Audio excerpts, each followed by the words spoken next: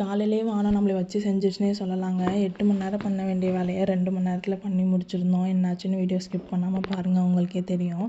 நம்ம little miss Ratna சேனலை subscribe பண்ணலாம், சப்ஸ்கிரைப் பண்ணிவிட்டு இன்ஸ்டாகிராம்லேயும் ஃபாலோ பண்ணிக்கோங்க. மழையெல்லாம் பிடிக்காத மனுஷன் இருப்பானான்னு யோசித்தேன். எனக்கே இன்றைக்கி பேஞ்ச மழை சுத்தமாக பிடிக்கலங்க. என்னாச்சுன்னா 90லேருந்து 120 நாள் ஒரு விவசாயி ஒரு விஷயத்தை ரெடி பண்ணால் அந்த மழை தேவையில்லாமல் பேஞ்சு ஸ்பாயில் பண்ணிடுச்சுங்க.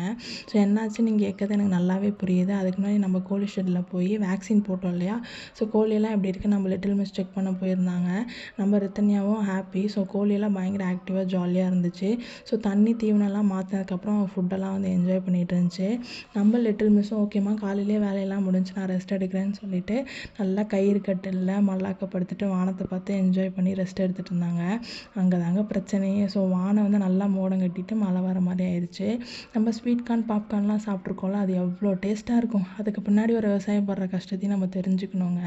ஸோ அந்த கார்னெல்லாம் சேல்ஸ் பண்ணதுக்கப்புறம் அந்த பச்சை இலையெல்லாம் நாங்கள் நல்லா காய வச்சுட்டு ப்ரௌன் கலரில் ஆகும்போது நாங்கள் நல்லா தட்டை கட்டிட்டு மாட்டுக்கு தீவனமாக ரெடி பண்ணி வச்சுருப்போம்.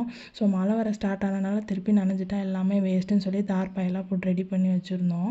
ஸோ சிலது தட்டை கட்டாமல் இருந்துச்சு. ரித்தன்யாவோட அம்மா வந்து அவசர அவசரமாக தட்டை கட்டிகிட்டு இருந்தாங்க.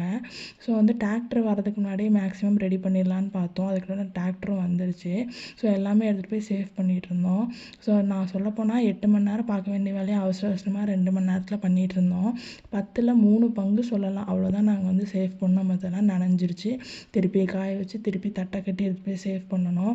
இதனால் நம்மளோட வருமானமும் டிலே ஆகும், வேலையும் 2 மடங்கு ஆயிடுச்சுன்னே சொல்லலாம் அந்த மழைனால. ஸோ வந்து நான் வந்து யாரும் சொல்லாத புதுசாக சொல்ல போகிறதில்ல. காசுக்கு எது வேணாலும் கடையில் வாங்கிக்கலாம், ஆனால் எதுவும் வேஸ்ட் பண்ணாமல் சாப்பிடுங்க. ஸோ நம்ம மறக்காமல் நம்ம லிட்டில் மிஸ் ரத்னா பேஜை subscribe, like, share and comment இன்ஸ்டாகிராம்லேயே ஃபாலோ பண்ணிக்கோங்க. தேங்க்யூ.